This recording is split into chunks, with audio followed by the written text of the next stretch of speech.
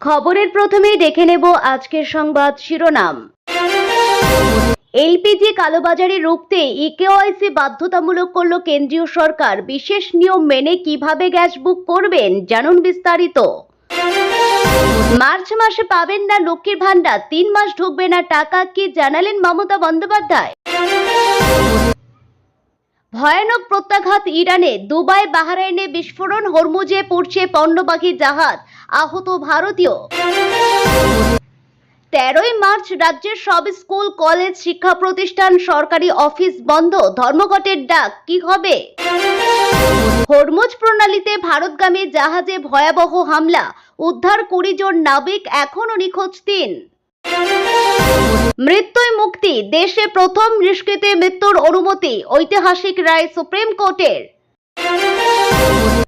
আসছে বিস্তারিত খবরে। পশ্চিমবঙ্গের মহিলাদের জন্য চালু জনপ্রিয় সরকারি প্রকল্প লক্ষ্মীর ভান্ডার নিয়ে আবারও বড় আপডেট সামনে এসেছে। মার্চ মাসে ভাতার টাকা কবে ব্যাংক অ্যাকাউন্টে ঢুকবে তা নিয়ে বহু উপভোক্তার মনে প্রশ্ন তৈরি হয়েছে। পশ্চিমবঙ্গের মহিলাদের জন্য চালু জনপ্রিয় সরকারি প্রকল্প লক্ষ্মীর ভান্ডার নিয়ে আবারও বড় আপডেট। মার্চ মাসে ভাতার টাকা কবে ব্যাংক অ্যাকাউন্টে ঢুকবে তা নিয়ে বহু উপভোক্তার মনে প্রশ্ন। বিশেষ করে সাম্প্রতিক বাজেটে অনুদানের অঙ্ক বাড়ার পর থেকে এই প্রকল্প নিয়ে আরো বেশি আলোচনা শুরু হয়েছে। রাজ্য সরকারের ঘোষণার পর বর্তমানে সাধারণ ও ওবিসি শ্রেণীর মহিলারা মাসে 1500 টাকা করে পাচ্ছেন।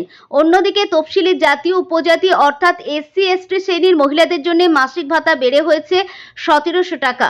ফেব্রুয়ারি মাস থেকে এই বাড়তি টাকা সুবিধা কার্যকর হয়েছে বলে জানানো হয়েছে। সরকারি তথ্য অনুযায়ী এই প্রকল্পে নতুন করে লক্ষাধিক মহিলা যুক্ত হয়েছেন।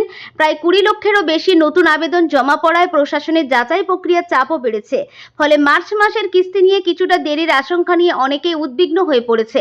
তবে প্রশাসনিক সূত্রে জানা গেছে বড় ধরনের দেরির সম্ভাবনা নেই।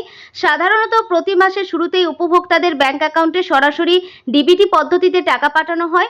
নতুন আবেদনকারীদের নথি যাচাই ও ব্যাংকিং প্রক্রিয়ার কারণে সামান্য সময় লাগলেও খুব শীঘ্রই সমস্ত উপভোক্তার অ্যাকাউন্টে টাকা পৌঁছে যাবে বলে জানানো হয়েছে। যদি নির্দিষ্ট সময়ের মধ্যেও কারো অ্যাকাউন্টে টাকা না আসে তাহলে সংশ্লিষ্ট সরকারি পোর্টালে গিয়ে আবেদন স্ট্যাটাস চেক করা যেতে পারে। সেখানে যদি পেমেন্ট আন্ডার প্রসেস বা ভ্যালিডেশন সাকসেস লেখা থাকে তাহলে বুঝতে হবে টাকা খুব দ্রুত অ্যাকাউন্টে জমা হবে। কিন্তু ভ্যালিডেশন এরর দেখা গেলে স্থানীয় বিডিও অফিস বা দুয়ারে সরকার ক্যাম্পে যোগাযোগ করার পরামর্শ দেওয়া হয়েছে। সব মিলিয়ে বলা যায় লক্ষ্মীর ভান্ডারের মার্চ মাসের কিস্তি নিয়ে আতঙ্কিত হওয়ার মতো পরিস্থিতি নেই। প্রশাসনিক যাচাই প্রক্রিয়ার জন্য সামান্য দেরি হলেও অল্প সময়ের মধ্যে রাজ্যের লক্ষ লক্ষ মহিলার অ্যাকাউন্টে টাকা পৌঁছে যাবে বলে আশা করা হচ্ছে। যুদ্ধের জেরে জ্বালানি সংকটে গোটা বিশ্ব, এরপরেও সংঘাত থামার নাম নেই। উল্টে বুধবার মার্কিন ঘাঁটি এবং ইসরায়েলের সবচেয়ে বড় হামলা চালানো হয়েছে বলে দাবি করল ইরান। নতুন করে মধ্যপ্রাচ্যের একাধিক দেশে তেহরান হামলা চালিয়েছে বলেই খবর। দুবাই বিমানবন্দরের আশেপাশে ড্রোন হামলা চালিয়েছে ইরান। এর জেরে আহত হয়েছেন এক ভারতীয় সহ 4 জন। বাহরাইনেও হামলা হয়েছে। এছাড়াও ইসরায়েলে ক্ষেপণাস্ত্র হামলা চালিয়েছে তেহরান। যদিও এখনো পর্যন্ত ক্ষয়ক্ষতির বিষয়টি সামনে আসেনি। হরমুজে একটি পণ্যবাহী জাহাজে হামলা হয়েছে। মঙ্গলবার রাতে তেহরানকে কড়া হুঁশিয়ারি দেন মার্কিন প্রতিরক্ষা সচিব পিট হেগসেট। তিনি জানান এবার ইরানের সবচেয়ে বড় হামলা চালাবে আমেরিকা। এরপরে ইরানের ব্যাংকগুলিতে হামলা চালানো হয়েছে, যার পর বিবৃতি দিয়ে পাল্টা হুঁশিয়ারি দিয়েছে তেহরান। তাদের দাবি এবারে আমাদের দেশের অর্থনীতিকে টার্গেট করছে আমেরিকা ও ইসরায়েল। একই সঙ্গে জানানো হয়েছে মধ্যপ্রাচ্যের বিভিন্ন দেশে ছড়িয়ে থাকা আমেরিকার অর্থনৈতিক দেশ কেন্দ্রগুলিকে হামলা চালাবে ইরান। বলা হয় এবার আমেরিকা ও ইসরায়েলের সঙ্গে যুক্ত অর্থনৈতিক কেন্দ্র, ব্যাংক, প্রযুক্তি কোম্পানিগুলিকে লক্ষ্যবস্তু করা হবে।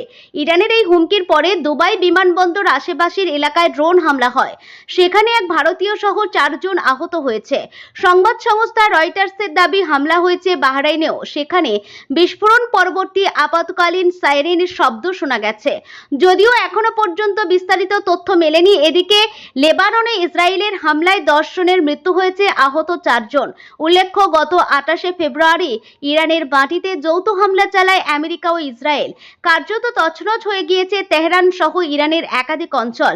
হামলায় মৃত্যু হয়েছে আয়াতুল্লাহ আলী খামেনির। জবাবে মধ্যপ্রাচ্য জুড়ে ছড়িয়ে থাকা আমেরিকার একাধিক সেনাঘাঁটি ও ইসরায়েলে হামলা চালাচ্ছে Iran. Kuwait, Bahrain, Osman, Jordan, Iran, সংযুক্ত আরব আমিরশাহী, সৌদি আরব, সিরিয়া, তুরস্কের উপর ব্যাপক ক্ষেপণাস্ত্র এবং ড্রোন হামলা চালানো হয়েছে। হয়েছে। যুদ্ধে ইরানের মৃতের সংখ্যা প্রায় 3000। রাশিয়া, চীন, স্পেন, ভারত সহ একাধিক দেশ শান্তি প্রস্তাব দিলেও কোনো পক্ষই যুদ্ধ থেকে সরতে রাজি হয়নি। 13ই মার্চ এবিটিএ সহ 8টি শিক্ষক সংগঠন, 56টি বাম সরকারি কর্মচারী সংগঠনের ডাকে রাজ্যের সকল শিক্ষা প্রতিষ্ঠান, অফিস, আদালতে ধর্মঘটের ডাক দেওয়া হলো। পশ্চিমবঙ্গে বামফ্রন্ট সরকারের পঞ্চম বেতন কমিশনে উল্লেখিত ডিএ কর্মচারীদের প্রাপ্ত অধিকারকে মূলত ভিত্তি করেই সুপ্রিম কোর্টের রায় প্রদান করেছে 2008 থেকে 2019 সাল পর্যন্ত বকেয়া ডিএ প্রদান করতে হবে এবং ডিএ কর্মচারী, শিক্ষক, শিক্ষাকর্মীদের একটি অধিকার। ডিএ প্রদান করার জন্য সুপ্রিম কোর্ট যে সময়সীমা বেঁধে দিয়েছে সেই সময় অনুযায়ী তা দিতে হলে এই সমকালের মধ্যে রাজ্য সরকারকে বিভিন্ন দপ্তরে প্রয়োজনীয় প্রস্তুতির নির্দেশনামা দিতে হতো। রাজ্য সরকার এই প্রসঙ্গে নীরব। সংবিধানের 14, 16 এবং 39 ধারা অনুযায়ী সরকারকে সমকাজে সমবেতন প্রদান করতে হবে। এ বিষয়ে সুপ্রিম কোর্টের নির্দেশ থাকা সত্ত্বেও রাজ্য সরকার তা পালন করছে না। রাজ্য সরকারি দপ্তর, বিদ্যালয়গুলিতে প্রচুর সংখ্যক অস্থায়ী কর্মচারী কর্মরত থাকলেও তাদের স্থায়ীকরণ করার ক্ষেত্রে রাজ্য সরকারের কোনো উদ্যোগ নেই। সরকারে আসার আগে রাজ্যে বর্তমান মুখ্যমন্ত্রী তদানীন্তন বিরোধী নেত্রী ঘোষণা করেছিলেন 500 শিক্ষকদের নিয়মিত করবেন। নিয়মিত করা তো দূরের কথা, তাদের সাম্মানিক এবছর বাজেটে 1000 টাকা বৃদ্ধি করে এই বার্তা দিয়েছেন। যুবসাথীর বেকারদের চেয়ে 500 শিক্ষকদের নিয়ে সরকারের বাড়তি কোনো ভাবনা নেই। কারিগরি শিক্ষক, আইসিটি শিক্ষকগণ নিয়মিত তাদের যৎসামান্য প্রাপ্য সাম্মানিক না পাওয়ায় নিদারুণ কষ্টের মধ্যে জীবনযাপন করছেন। 2016 সালের যোগ্য কর্মরত সকল শিক্ষক শিক্ষিকাদের অবিলম্বে সসম্মানে পুনর্বহাল করতে হবে। স্নাতক শিক্ষক শিক্ষিকাদের পে স্কেল 14 আওতায় আনতে হবে এবং শিক্ষাকর্মীদের জন্য আলাদা পে স্কেল চালু করতে হবে। এই 6 দফা দাবি সামনে রেখে রাজ্যের ভবিষ্যৎ প্রজন্মের স্বার্থে 13ই মার্চ 2026 স্কুল, মাদ্রাসা, কলেজ, বিশ্ববিদ্যালয়, সরকারি দপ্তরগুলিতে ধর্মঘটের আহ্বান দেওয়া হয়েছে নিখিলবঙ্গ শিক্ষক সমিতির পক্ষ থেকে। এই আহ্বানে সামিল হয়েছেন সরকারি কোষাগার থেকে বেতন প্রাপ্ত সকল কর্মচারী সমাজ। মঙ্গলবার ইন্দিরা সল্টলেক সিটি সেন্টার থেকে মিছিল শুরু করে ইন্দিরা ভবনের সামনে তৈরি অস্থায়ী মঞ্চে নিজেদের বক্তব্য জানানোর সব পাশাপাশি বিক্ষোভকারীদের তরফে 6 সদস্যের প্রতিনিধি দল বিকাশ ভবনে গিয়ে কমিশনার অব স্কুল এডুকেশনের কাছে হলফনামা পেশ করেন। মধ্যপ্রাচ্যে যুদ্ধ পরিস্থিতির জেরে জ্বালানি সরবরাহ ঘিরে উদ্বেগ বাড়তে শুরু করায় এলপিজি গ্যাসের কালোবাজারি রুখতে নতুন করে উদ্যোগ নিল কেন্দ্রীয় সরকার। যুদ্ধ পরিস্থিতিতে এলপিজি গ্যাস বুকিংয়ের কালোবাজারি রুখতে মন্ত্রকের তরফে ইকেওয়াইসিতে জোর দেওয়া হলো। আগে চালু থাকা মডেলই পুনরায় ফেরানো হচ্ছে বলে সূত্রের খবর। পেট্রোলিয়াম ও ন্যাচারাল গ্যাস মন্ত্রক জানিয়ে দিয়েছে, সমস্ত গৃহস্থলী এলপিজি গ্রাহকদের জন্য বায়োমেট্রিক আধার প্রমাণীকরণ বা ইকেওয়াইসি বাধ্যতামূলক করা হয়েছে। মন্ত্রকের তরফে সোশ্যাল মিডিয়ায় জানানো হয়েছে, এলপিজি গ্রাহকদের আধার ভিত্তিক বায়োমেট্রিক যাচাই সম্পূর্ণ করতে হবে। এই প্রক্রিয়া সম্পূর্ণ বিনামূল্যে এবং খুবই সহজ। স্মার্টফোনের মাধ্যমে কয়েক মিনিটের মধ্যে গ্রাহকরা এই কাজটি সম্পূর্ণ করতে পারবেন বলে জানানো হয়েছে। যদিও এই ব্যবস্থা আগেই চালু ছিল, বর্তমান পরিস্থিতিতে এলপিজি সরবরাহের স্বচ্ছতা বজায় রাখা এখন ভুয়ো বা একাধিক সংযোগ ব্যবহার করে কালোবাজারি রুখতেই এই ব্যবস্থার উপর আবারও জোর দেওয়া হচ্ছে।